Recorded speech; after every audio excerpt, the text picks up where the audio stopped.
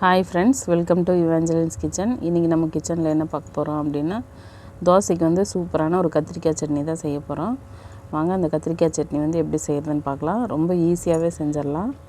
இட்லி தோசைக்கு எல்லாத்துக்குமே ரொம்பவே நல்லாயிருக்கும். ஃபஸ்ட் டைம் நம்ம சேனலில் பார்க்குறவங்களா இருந்தால் மறக்காமல் இவாஞ்சலின்ஸ் கிச்சனை சப்ஸ்கிரைப் பண்ணிக்கோங்க. இப்போ ஒரு கடாய் அடுப்பில் வச்சாச்சு. தேவையான அளவுக்கு எண்ணெய் ஊற்றியாச்சு. 2 காஞ்ச மிளகா போட்டுக்கலாம். கூடவே கொஞ்சமாக கடலைப்பருப்பு போட்டுக்கலாம். கடலைப்பருப்பு இல்லை அப்படின்னா நீங்கள் உளுந்து கூட சேர்த்துக்கலாம்.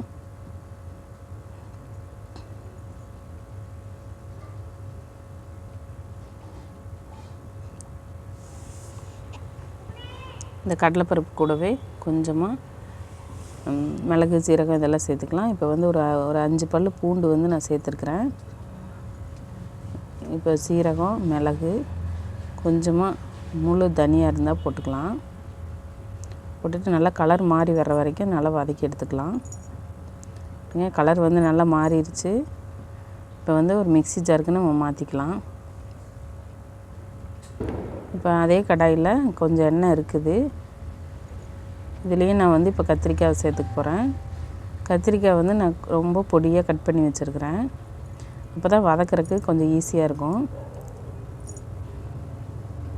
ஒரு 2 கைப்பிடி அளவுக்கு நான் கத்திரிக்காய் எடுத்துருக்கிறேன். கத்திரிக்காய் வந்து நல்லா கலர் மாறி வர்ற வரைக்கும் நல்லா வதக்கி எடுத்துக்கலாம்.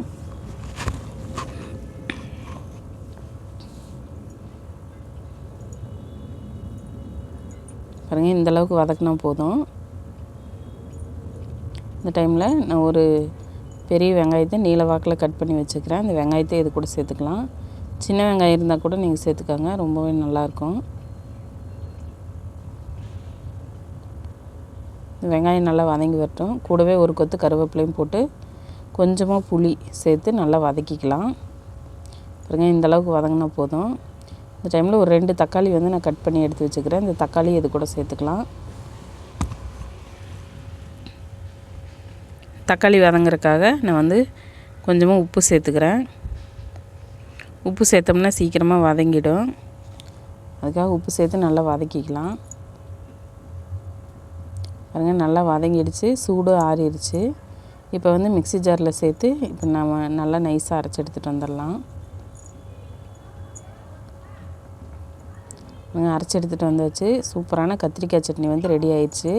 இதில் வந்து கத்திரிக்காய் சேர்த்தோன்னே யாருமே கண்டே பிடிக்க முடியாது. அந்தளவுக்கு ரொம்பவே டேஸ்ட்டாக இருக்கும். நீங்களும் இதே மாதிரி உங்கள் வீட்டில் செஞ்சு பாருங்கள். இட்லி, தோசை, சூடான சாதத்து கூட போட்டு பிசைஞ்சு சாப்பிட்றதுக்கெல்லாம் ரொம்பவே நல்லாயிருக்கும். இந்த வீடியோ உங்களுக்கு பிடிச்சிருந்ததுன்னா லைக் பண்ணுங்கள், ஷேர் பண்ணுங்கள், கமெண்ட் பண்ணுங்கள். மறக்காமல் இவாஞ்சலின்ஸ் கிச்சனுக்கு சப்ஸ்கிரைப் பண்ணுங்கள்.